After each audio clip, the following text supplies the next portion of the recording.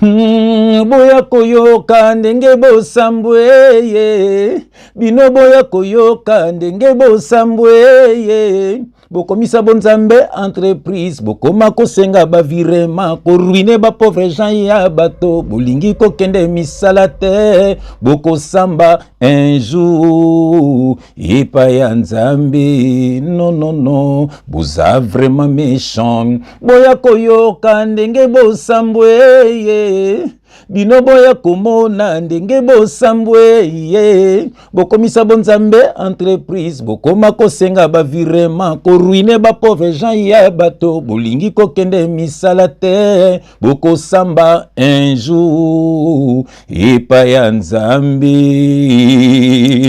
Bien-aimé dans le Seigneur, libota na nzambe batu yesu akufela bandeko ya biso Bien Nzambe pambola bino bisika so bino bozwami au nom de Jésus-Christ.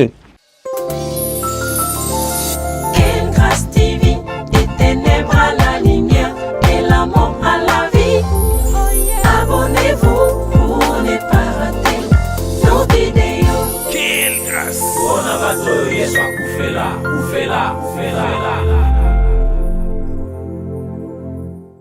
Bien-aimé, shalom. Quelle grâce, quelle joie immense, tant que tu as raboué. Bien-aimé, tu es infatigable pour notre Seigneur Jésus-Christ. Pambate zali bitumba ya molimo. Il faut que bimisabana na nzambe. O bakangami na Égypte pas ya Pharaon. Ça veut dire o bakangami na mokili pas ya Satana. Bakangi bango na mizika mokili. Bakangi bango na ba faux serviteurs de Dieu. Bakangi bango na ba faux politiciens. Pour ba détruire bango. Pour ba mema bango na enfer. Oh bien-aimé dans le Seigneur. Yango nzamba zo tinda biso na lumbango. To beta son de la trompette. Po bandeko na biso bano yaye bakabona na bato mabe bakanga makaka na nzambe. Le salut est individuel. Dime kokoti solo la te, église kokoti solo la te, offrande kokoti solo la te. Bien-aimé dans le Seigneur, ba faux serviteur de Dieu ba kokoti solo la te. Le kokoti solo la ezali comportement na yo, ezali église bâtiment wana te. Bien-aimé ezali comportement na yo. Kanga mande na Yesu kokanga na bato mokilité nzamba tindaka kaka ba messager po bana ne ba yoka ainsi dit l'Éternel bakanga mande na ye et non na bato mokili et pesi passe pesi mawa. Bien-aimé tozi vidéo mo ya sœur na biso oyo boyoka makamba lobi oh et pesi passe pesi mawa eza na bato oyo ba faux serviteur de Dieu ba comme si bonzambe entreprise nde ba entreprise na bango magablo na bango ba komi na kosenga bato ba virement bancaire et pesi passe pesi mawa na zame na ba témoignage mususu eza na ba faux pasteur mususu ba zwa ba carte bancaire a bato ba dirigeant ba carte bancaire a bato so ça na besoin bongo faut senga pasteur carte na yo oh comment bazo kosa bino boye comment bakangi bino lokola ba esclave na bango yo mutu Yesu akufela comment koza la esclave ya mutu tina point oyo misusu ba dirigeant ba ndako a bato ba dirigeant mabala bato ba dirigeant bana bato ba dirigeant ba vie ya bato ba koma ba nzambe na vie ya bato ndeko na ngai kabona na bato yo l'idolâtrie. Bien-aimé, l'idolâtrie. Dieu est très jaloux de ses enfants. Bien-aimé, okokota lolate pambato zimutu boka komi nzambe na yo. Bien-aimé, dans le Seigneur pesi passe pesi mawa. Bien-aimé, toyoka no seroyo toyoki malamu makambo lobi après to zonga au nom de Jésus-Christ. Vous les pasteurs des églises de Reveil, vous avez sorti une histoire de virement. Là, j'apprends que on doit vous faire des virements. Vous êtes une entreprise. Hein? Pourquoi on doit vous faire des virements? Vous êtes qui? Vous pouvez pas aller travailler. Être pasteur, c'est un boulot. Être pasteur, c'est un boulot. C'est une entreprise. Maintenant, vous demandez qu'on vous fasse des virements. Donc, vous n'avez pas terminé de ruiner vos fidèles. Les pauvres, ici en Europe, surtout la vieille Dieu, ils souffrent. On doit vous donner des offrandes. À tout moment, on doit vous donner des offrandes. Et à la fin du mois, on doit vous faire des virements. Mais ça, il faut que ça s'arrête. Vous devez aller travailler. Hein? Ah non, c'est pas ça être homme de Dieu. Hein?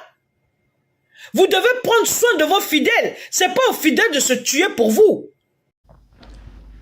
et pesi passe et pesi mawa. Bien-aimé dans le Seigneur, ko ruiner batu ya batu, ko ruiner, bien-aimé, ba ko luka mbongo na bonzambe, bangi ba kuma ba millionnaire na bonzambe. Oh bien-aimé dans le Seigneur, mais allez travailler. Bien-aimé nzambal ba ki mutokulia na mutoki na ye. Bino comme si évangile de bitoki na bino. Bien-aimé dans le Seigneur bazo ko sabino. Bien-aimé tout ça na nouvelle alliance. Le salut est individuel. Kangama na nzambe. Nzambe akobatela yo. Nzambe akopeso musala soko zangi musala. Nzambe akopeso santé soko zangi santé. Nzambe akokwesa banguna na yo. Akobongo la malédiction ekokoma bénédiction. Akopangsa maya misu na yo. Tangama na nzambe. Bien-aimé lokolo so kangama na bato mokili. Yango zo mona nkembo ya nzambe te na bomo na yo. Bien-aimé dans le Seigneur pesi passe pesi mawa. Na moni na bondela. Yambo te to passo la makomi au nom de Jésus-Christ éternel Dieu des armées. Papa merci. Dengozo télémission papa to lembate. To la vraie parole papa. La vraie parole. Évangile ça na makambo mbongo te papa. Bana nzabe bakabana naka. Bana nzabe batika na pasité. Oh papa ndengo lobaki na biso. Bo sungana. Bo lingana. Papa bo lingwe za entre biso papa. Me bato mabe. Bana na satana. Papa ba s'infiltrer. Ba ko détruire bano ya yo papa. Yangozo tinda biso. Pona bano ya yo. Bato yesu akufela. Papa ba son de la trompette. Bakabana na batu ya mabe. Pena makambu ya mabe. Po ete ba bikse milimo na bango papa. Na tiki message na maboko na yo. Yaka kote ya bano ya yo. Pe ko kwisa banguna na biso. Que le Saint-Esprit parle pour l'édification de ton peuple. Au nom de Jésus-Christ, nous avons ainsi prié et nous disons Amen. Ah, bien aimé, Hosanna dresse bien. Hosanna bala ba Yesu. Tikete nzamba pamblo ndokozo liba kuya kolanda ndeko na yo. Bien aimé voilà. Et pesi passe pesi mawa. Bien aimé ba faux serviteur de Dieu. Ba ye ebele, ba ko détruire bana na nzambe, ba ko bebisa bonzambe, ba ko luka mbongo na bonzambe. Ba komisi bonzambe de ba entreprise na bango. Ba komisi ko magablo na bango. Ko lia bino bambongo. Bien aimé ezata l'évangile te. Bien aimé ko bongo la ba verser. Oh bien aimé bazo ko sabino tellement que olingaka pe ko tanga te yango bazo ko sa yo bien aimé le Seigneur. Bazo ancienne alliance, ba memelo la nouvelle alliance. Bazo ko sa yo bibeza kaka moko lokuta. Nous avons l'ancienne alliance et la nouvelle alliance. Bien aimé dans le Seigneur, en Dieu, il y a trois parties. Il y a le Père. Bien aimé, le Père c'est la création. Il a travaillé dans l'ancienne alliance avec les prophètes. Mais le deuxième c'est le Fils. Il est venu accomplir ce que le Père avait fait dans la loi. Alléluia. Et le troisième c'est le Saint-Esprit. Bien aimé dans le Seigneur, il est en nous. Et maintenant nous sommes au temps de l'Esprit. Le trois font qu'un. Bazoko sayo, ba memelio loi. Bien aimé dans le temps de l'Esprit. Bazoko sayo, bien aimé dans le Seigneur. Et puis bazo tanga ba verser ma bé. Partout ba komisengo ba mbongo. Partout bazoko sayo, bien aimé dans le Seigneur. Yo pozo landa bango. Bazo bungi sayo nzela. Nous sommes au temps de l'Esprit. Ce que Dieu te demande, c'est la repentance. Que veut dire la repentance? Le retour vers Dieu, l'abandon du péché. Voilà. Akotambola na yo, akolongisa yo, akokwisa banguna na yo. Sambela kana yo avant toutes choses. Zala na vie de prière. Avant la lo sambeli. Olamuki o sambeli. Obimaki o zongi o sambeli. Okona mutuka na faut démarrer sambela. Okoti na moi transport sambela. Ata 2 minutes à pamba. Ata 1 minute à pamba. Ata quelques secondes à pamba. L'essentiel, c'est une connexion na Saint-Esprit. Alléluia. Okoti na mabiro mo sambeli. Okoti na musala na banda sambela. Lumba solo ya makila ma Yesu Kristo. Lumba solo ya prière bandoki bako kimayo. Bako kimayo. Kolanda ba faux serviteur de Dieu wanate. Ozano na besoin na bangote 10 ans, 20 ans, 30 ans. Mais on mona teke bazo kosa yo. Ba ekoma partout ba église ango. Et comme nango ba magablo. Réveille-toi toi qui dors encore. Tokutanga verset moko. Okomona Yesu akebisa kibiso déjà. Alléluia. Je vais prendre mes lunettes. Pour natanga malamo. Et je vais essuyer mes lunettes. Il faut natanga malamu pambate Yesu akebisa kibiso déjà alobaki na biso bakoya ebele na kombo na ye mais bakozala bango bato alokuta alléluia mais to kangama na bango te alobaki na biso yango je vais essuyer pour natanga malamu alléluia pour ceux qui na tenga mabete ngo kufa papa tunio papa netikele kana bango pour faire fatanga ma bébé mais j'ai mes lunettes j'aime quand j'ai mis mes lunettes, quelle grâce, alléluia. Yoka verso bien. Dans Matthieu, chapitre 24, verset 24. Oui, verso bien. Et je vais lire au nom de Jésus-Christ. Car il s'élèvera des faux Christ. Alléluia. Ok. Alors, c'est qui sont déjà. Faux Christ, bakoya ebele. Car il s'élèvera des faux Christ et des faux prophètes. Alléluia. Ils feront des grands prodiges et des miracles au point de séduire, s'il était possible, même les élus. Alléluia. Verset 25. Voici, je vous l'ai annoncé d'avance. Voilà, même ce qui biso, bakuya ebele, yango komaka o nzambe ya intel, nzambe ya walesa, nzambe ya mutombo. Ba nzambe wana ba nzambe ya nani? Bele basana ba nzambe na bango, biso zaka na nzambe moko, bazo kosa yo, bien bien, et pas na biso ni nzamba zali. Kuna nzamba zali te. Nzambe nini bazo lobela? Yesu nini bazo lobela? Alobaki yango ba Yesu lukuta bakoya, ba prophète lukuta bakoya, tokoye ba bango na misala na bango, botala bango, bozo mona bango, ko boma même ba stade des martyrs, ko senga bino ba mbongo na l'église na bango, ba mso pesa ba pétrole, bien aimé dans le Seigneur. Bozo na ba miracle, ba bino bino ba na ba faux miracle. Vrai miracle, c'est la parole de Dieu. C'est par la parole, Maria Zwaki Zemi. C'est par la parole, Bartimée à Monaki. C'est par la parole, bien aimé dans le Seigneur, que Makambono se ko salema. Baza koko sabino, bien aimé dans le Seigneur. Le Seigneur, tout autant en verset msusu, au monde qui zaba tout moko bien aimé, baza contre croix à Christ. Pambate na croix à Christ, loigne ceci là qui. Mais bon, ba boy croix à Christ, bien aimé dans le Seigneur, pour ba ko sabino tout autant yango, alléluia. Nazana Philippiens chapitre 3, naquel on a verset 18 à 19. Et je vais lire au nom de Jésus-Christ, bien aimé, l'anda verset oyo, car il en est plusieurs qui marchent en ennemi de la croix. Ah, baza ennemi à croix. Pas battu à la croix. Yesu le qui tout est accompli. A kokisi nyonso. Alobi bien, je ne suis pas venu abolir la loi ni les prophètes. Parce que toute la loi parlait que de Jésus-Christ. Tous les prophètes ont parlé que de Jésus-Christ. Yang bande koloba, ainsi dit l'Éternel. Mais tant que yemo kwaye, aloba qui ainsi dit l'Éternel, aloba qui en vérité, je vous le dis. Voilà. Donc, a kokisa ki nyonso ba prophète aloba qui, a kokisa ki nyonso c'est la qui na loi. Azana Yesu azaya kokokisa alléluia akokosa sous makambo leka kité alléluia yango lobi awa alobi car il en est plusieurs qui marchent en ennemi de la croix de Christ. Je vous en ai souvent parlé et j'en parle maintenant encore en pleurant. Leur fin sera la perdition. Ah, omoni. Ils ont pour Dieu leur ventre. Ils ont pour Dieu leur ventre. Nyoso basalara pona libumu na bango. Basalara même ba CD. Bana nanzambe ko beta ba concert payant. Côté ka ba CD. Voilà. On a contacté studio. Mais c'est nana tinda kiwo. Voilà. Soko sala pona nzambe c'est par amour. Salango par amour. Bimisango par amour. Kabango par amour. Biso de sala par amour. Na bambongo na biso moko. To côté pe studio c'est par amour. Tout la sangenzabe to linga kaye. Voilà. Tu peux te tourner na YouTube par amour. Moutou ne soit yo kanaye. Moutou ne soit téléchargé naye yango bien le Seigneur stade des martyrs et ça quoi d'ici 4 matins beaucoup sont na ba réseaux sociaux bo télécharger on ndenge bolingi bo partager on ndenge bolingi tant pour ça ko partager ngo ozape koteya alléluia tout ce qu'on est versé na biso leur fin sera la perdition. Ils ont pour Dieu leur ventre. Ils mettent leur gloire dans ce qui fait leur honte. Voilà.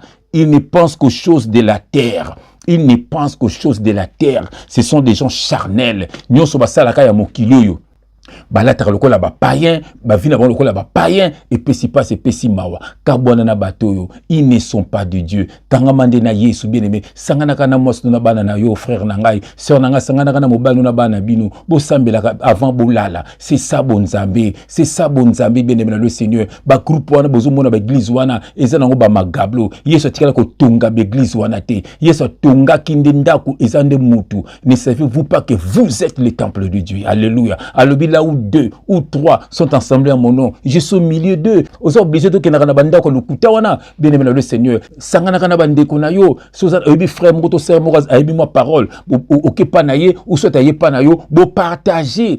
C'est ça la parole de Dieu. C'est ça. Ya on ba réseaux sociaux yé, to so côté na banda ko na bino po te boye balilo banzambe. Bino pe boteya. C'est ça bien aimé bazo ko sabino. Le salut est individuel. Le salut est individuel. Bien aimé comportement na yonde komema yo na lola ou na lifelo c'est ça kangama na yesu bikisa molimo na yo to komi na Sodome Gomorre mabe koma malamu koma mabe baboya ki Yesu bapona ki Barabas bozomona ba Barabas nde basa na succès ba misia mokili ba faux pasteur ba faux politicien bangonde basa na succès pambate basa bana satana binde boponi bango bobo Yesu et pesi passe pesi mawa yo kano nzembo yo ekotia yo na kombo na Yesu Kristo. Ça c'est la rumba sainte. Ici kabo jobeite. Bozana balabala ba Yesu. Vérité de veri. Révélation de reva. On n'a pas toyo Yesu qui fait là. Quelle grâce.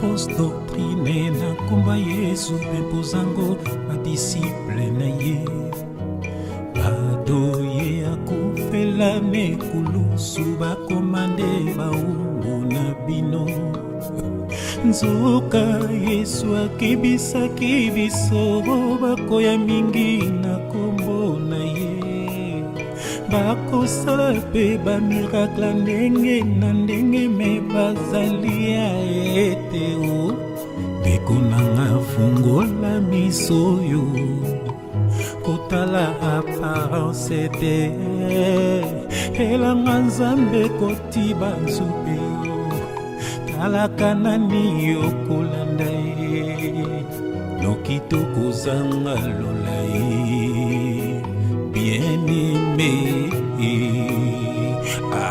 ndeko nanga fungola miso yo kotala apparence te elanga nzambe kotiba nzube yo talaka nani yokolanda ye noki tokozanga lola ye bien-aimé.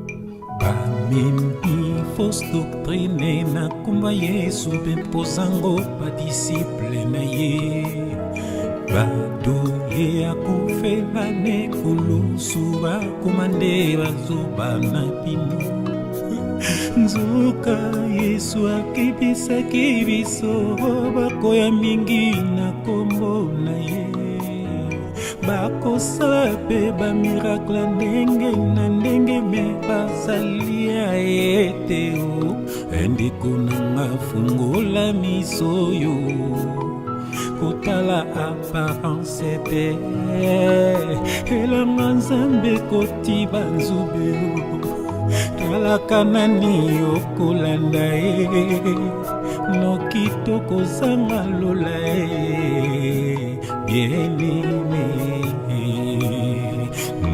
ndeko nanga mfungola miso yo kotala apparence te elanga nzambe kotiba nzube yo talaka nani yokolanda ye noki tokozanga lola ye bien-aimé.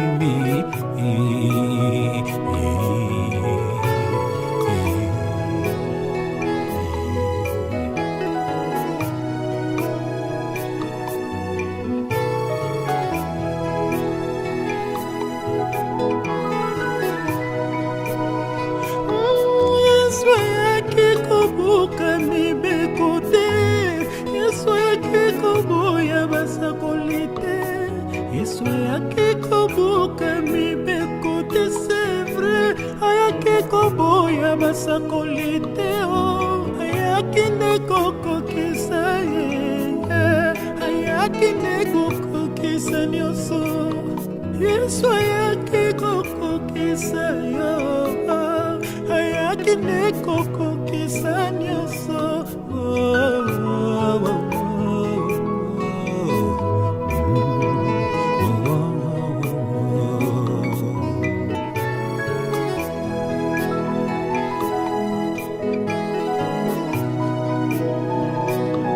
Yesu yake kobuka mibekote Yesu yake koboya basakolite Yesu yake kobuka mibekote mama ayake koboya basakolite ayake nekokokisa ye ayake nekokokisa nyonso Yesu yake kokokisa ngo ayake nekokokisa nyonso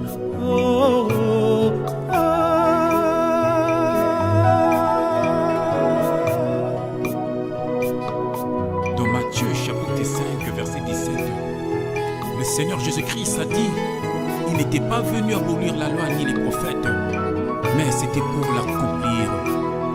Et dans Jean chapitre 19 verset 30, à la croix le Seigneur de Seigneurs, Jésus-Christ. Alléluia, il avait dit, tout est accompli. Alléluia. Que Dieu te bénisse, que Dieu te visite. Au nom de Jésus-Christ, Amen. Quelle grâce!